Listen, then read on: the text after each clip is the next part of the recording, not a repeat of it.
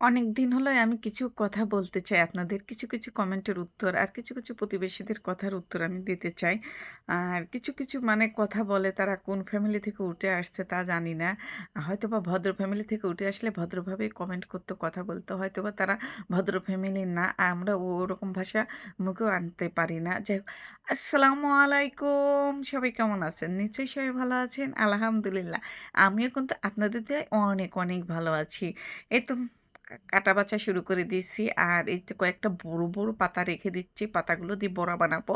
আর এই পাতা পুঁই শাকগুলো কেটে নিচ্ছি। এগুলো দিয়ে ডাউল দিয়ে আলু দিয়ে ঝোল করব। পুঁই শাকের এই ডাউল দিয়ে আলু দিয়ে ঝোল করলে কিন্তু খেতে অনেক ভালো লাগে। আমার কাছে তো অনেক ভালো লাগে। আমার মানে পুরাতন বন্ধুরা যারা আছে তারা তো জানেনই আমি সবজি পছন্দ করি। আমি শাক সবজি অনেক পছন্দ করি।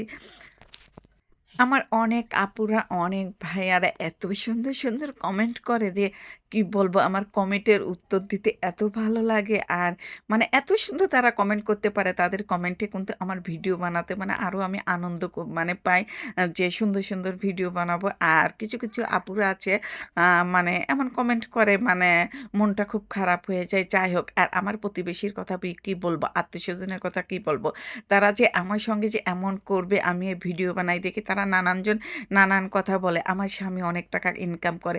স্বামীর ইনকাম থেকে আমার লাভ কি বলেন তো? সেটা স্বামী ইনকাম করে। আমি তো করি না। আমারও তো একটা শখ আছে, ইচ্ছা আছে, আহ্লাদ আছে যে আমিও একটা ৳১ ৳২ ইনকাম করব। কত মেয়েরা না চাকরি করে। আমি তো আর চাকরি করি না। আমি ঘরে বসেই টুকিটাকি আমার সংসারে রান্না-বান্না, আমার সংসারের টুকিটাকি কাজ করি। এগুলি একটু ভিডিও তৈরি করে একটু আপনাদের মাঝে শেয়ার করি। এগুলো আপনাদের সহ্য হচ্ছে না? আমাকে নিয়ে আপনারা অনেক কথাই বলেন। এটা করা বাদ দিন। আপনাদের তো বোনরা আছে, মা আছে, খালা আছে, চাচী আছে। অনেকরাই চাকরি করে। বাইরে যেয়ে চাকরি করে, তাই না? তারা গুনার কাজ করতেছে না? আর আমি ঘরে বসেই ভিডিও তৈরি করলেই আমার গুনাহ হয়ে যাচ্ছে? হুম? বলেন তো, আপনারাই বলেন। বাহিরে চাকরি করলে ওগুলো গুনাহ হয় না, তাই না? আর আমি যেগুলো ক্যামেরা বন্দি করি ওগুলো খুব গুনার কাজ হয়ে যাচ্ছে, তাই না? নিজের বুঝ সবাই ১৬ আনা বোঝো, আর অন্যর ভিউজ আর বোঝো না, তাই না? অতএব আমার পিছনে লেগো না। পারলে তো আমার সামনে এসে বলো এগুলো কথা। আমার পিছনে কেন বলো? তোমাদের এটুকু সাহস নেই যে আমার সামনে এসে আমাকে একটা কথা বলে যাও? সেটা পারো না। তোমরা কি করো? পিছন থেকে আমার সমালোচনা করো।